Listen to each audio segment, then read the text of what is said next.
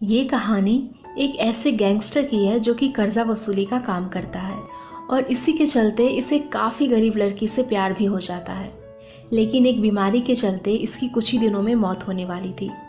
तो अब आगे इन दोनों की ज़िंदगी कैसे कैसे मोड़ लेती है, तो चलिए जानते हैं। तो कहानी की शुरुआत में हम टाय को देखते हैं जो कि कर्जा वसूली का काम करता है। एक दिन टाय कर्जा वसूलने के लिए एक दुकानदार के पास जाता है, लेकिन दुकानदार कहता है मैंने सारे पैसे घर के खर्च और बच्चों की स्टडी में खर्च कर दिए। जिसे सुन टाय को काफी गुस्सा आता है, तो वो एक तेल की बोतल उठाकर अपने साथ साथ दुकानदार को भी मारने की धमकी देता है। जिस धमकी से डरकर दुकानदार अपने सारे पैसे निकालकर टाय को दे देता है।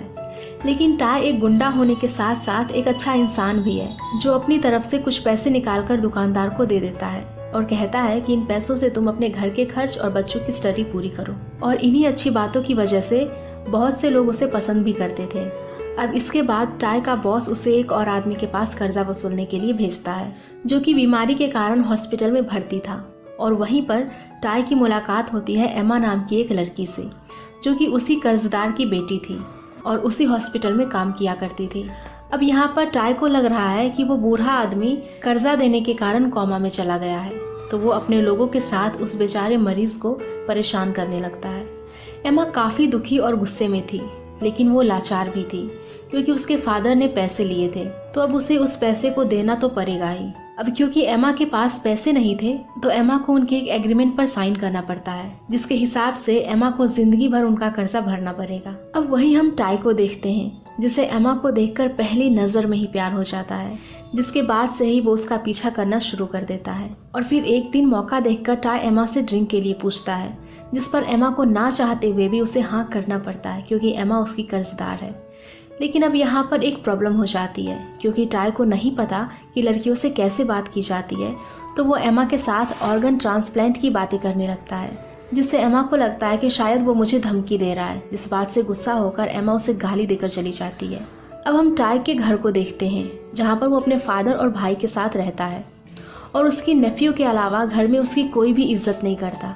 उसके फादर अपने बेटे से काफी परेशान हो चुके हैं, क्योंकि टाय 40 साल का हो चुका है और उसका अभी तक कुछ भी ठिकाना नहीं लगा, जिस कारण टाय का अपनी फैमिली के साथ झगड़ा होते रहता है। अब टाय को एमा की काफी याद आ रही थी, तो वो उससे मिलने के लिए हॉस्पिटल चला जाता है, जहाँ पर वो उससे पूछता है कि तुम इतना सारा कर्जा कैसे भरोगे। लेकिन एमा उसे एक बार फिर से गालियां देते हुए कहती है कि तुम मुझसे दूर रहो, मैं अपना देख लूंगी। और फिर उसके बार बार गाली देने की वजह से वो अपने बॉस के पास जाता है और एमा की फाइल अपने बॉस से मांग लेता है। यानी कि अब इस फाइल का बॉस टाय है, जो कभी भी इस कर्जे को माफ कर सकता था। जिसके बाद टाय उस फाइल को लेकर एमा के पास आता है और उसे कहता है कि देखो, मैं तुम्हारा कर्जा माफ कर सकता हूँ, लेकिन इसके बदले तुम्हें मेरे साथ हर दिन घूमना होगा। और फिर जब ये ड्राइंग कंप्लीट हो जाएगी तो ये फाइल तुम्हारी, यानी कि तुम्हारा सारा कर्जा माफ। अब ये सुनकर एमा उसे पूछती है कि क्या तुम्हें मुझसे प्यार तो नहीं हो गया। और ये सुन टाय की धड़कनें तेज हो जाती है। जिसके बाद वो दोनों मिलना शुरू करते हैं, लेकिन एमा उसके साथ कुछ भी नहीं खाती, क्योंकि वो उसकी एक मजबूरी थी। वो बस शांति से बैठकर टाइम के गुजरने का इंतजार करती रहती है। और ऐसे ही बहुत से दिन बीत जाते हैं, जहाँ एक दिन एमा नोटिस करती है कि टाय उसके फादर का काफी ख्याल रख रहा है, जिसे देख एमा के दिल में टाय के लिए इज्जत बढ़ जाती है। और आज पहली बार वो उसके साथ खाना खाती है, जिसे देखकर टाय काफी खुश होता है। और अब एमा भी उसे पसंद करने लगी थी। लेकिन एक दिन टाय के लोग कुछ कर्जदारों को तंग कर रहे थे, तो टाय वहां पर उन सभी को मारने लगता है। और फिर उसी वक्त एमा भी वहां पर आ जाती है, जो टाय को लड़ता देख उससे एक बार फिर से नफरत करने लगती है। अब टाय का दिल काफी टूट चुका था। वो काफी सारी दारू पीकर हॉस्पिटल में आता है और एमा से कहता है कि वो उससे कोई भी प्यार नहीं करता और कल मैंने जो कुछ भी बोला वो फिर से लेता हूँ। और ऐसे ही कई दिन बीत जाता है, लेकिन टाय एमा को भूल नहीं पाता। और फिर एक दिन उसे पता चलता है कि एमा के फादर इस दुनिया को छोड़कर चले गए। एमा इतनी गरीब थी कि उसके पास उसके फादर के फ्यूनरल कराने तक के पैसे नहीं थे, तो टाय वहां आकर उसके फादर का काफी अच्छे तरीके से फ्यूनरल कराता है, जिसे देख एमा काफी खुश होती है। जिसके बाद एमा और टाय एक हो जाते हैं और पूरी जिंदगी एक साथ बिताने का फैसला करते हैं। लेकिन जिंदगी को कुछ और ही मंजूर था और कहानी 2 साल बाद शुरू होती है, जहाँ टाय आज जेल से आजाद हो रहा था। जेल से छूटने के बाद वो अपने घर आता है, जहाँ टाय के पिता अपनी जिंदगी से काफी परेशान थे, क्योंकि टाय का बड़ा भाई और उसकी वाइफ उसके फादर से काफ़ी काम करवाया करते थे।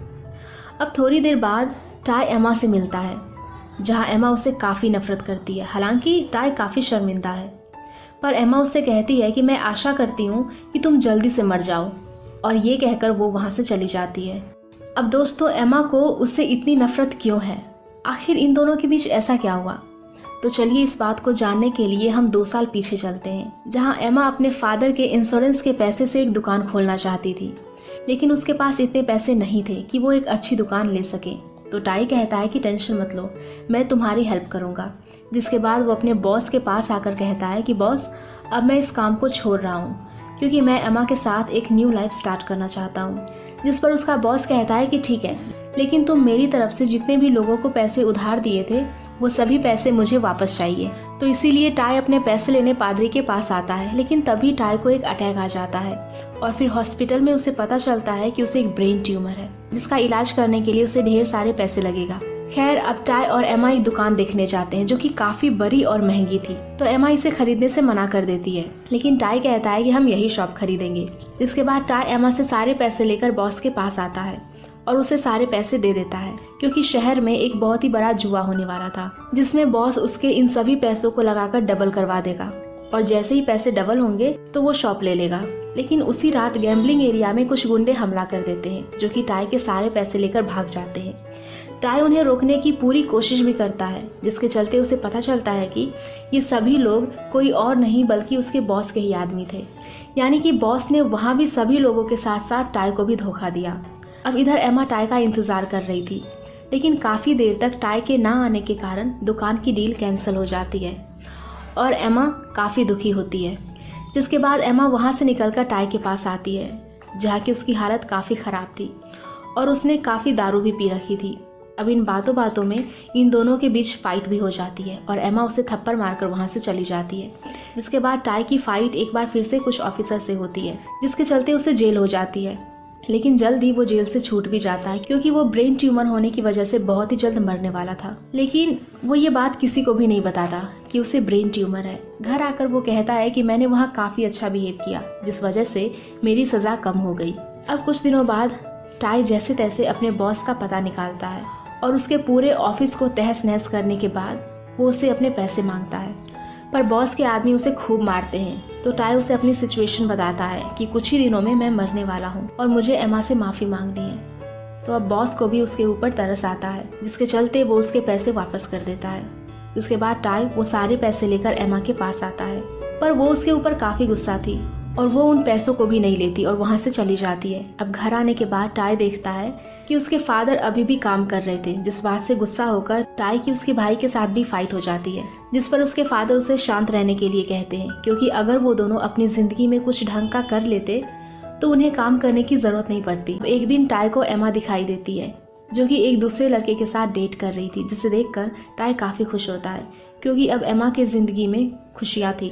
लेकिन जब वो वहां से निकल रहा था तभी उसे उल्टियां होने लगती है, जिसके चलते वो वहीं पर बेहोश हो जाता है। और फिर अगले सीन में टाई की जब आंख खुलती है तो वो खुद को एक हॉस्पिटल में पाता है, जहाँ पर उसे पता चलता है कि एमा नाम की एक लड़की ने उसके बिल को पे किया है, यानी कि एमा ही उसे यहाँ पर लेकर आई थी। अब इधर हम एमा को देखते हैं, जिसे एक ऑफिसर से पता चलता है कि कैसे टाई को धोखा मिला और अब कुछ ही दिनों में वो मरने वाला है, जिसे सुनकर एमा काफी दुखी हो जाती है। और इधर टाई उस सिटी को छोड़कर जा रहा था, क्योंकि वो नहीं चाहता था कि उसकी सिचुएशन के बारे में किसी को भी कुछ पता चले। लेकिन वो अपने फ्लाइट को पकड़ता इससे पहले ही एमा भागते हुए उसके पास आ जाती है, जहाँ पर वो एक दूसरे को देखकर काफी रोने लगते हैं। जिसके बाद टाई को हॉस्पिटल में भर्ती कर दिया जाता है, जहाँ पर एमा उसका काफी ख्याल भी रखती है। वो उसे कहानियां सुनाती है, वो उसे खुश रखने की पूरी कोशिश करती है और वो दोनों भी इस बात को जानते हैं कि टाई ज्यादा दिन तक नहीं जी पाएगा। और फिर थोड़े दिन बाद टाई की मौत हो जाती है, जिसके बाद एमा काफी दुखी होती है। उसके घर पर भी सभी लोग काफी रो रहे थे। जिसके बाद टाई के फादर एमा से कहते हैं कि मरने से पहले टाई ने मुझे कहा था कि मेरी जिंदगी का पता नहीं, लेकिन मैं एक लड़की से बहुत प्यार करता हूँ और मेरी बेवकूफ़ी की वजह से सब कुछ बिगड़ गया। मैं चाहता हूँ कि अगर मैं मर जाऊँ तो आप उसका एक फादर की तरह ख्याल रखना, क्योंकि इस दुनिया में मेरे अलावा उसका कोई भी नहीं है। जिसके बाद एमा के फादर उसके साथ बातें करते हैं और फिर मूवी के आखिरी में हम देखते हैं कि एमा काफ़ी दुखी थी, वो रो रही थी। एंड इसी के साथ ये मूवी यहीं पर ख़त्म हो जाती है।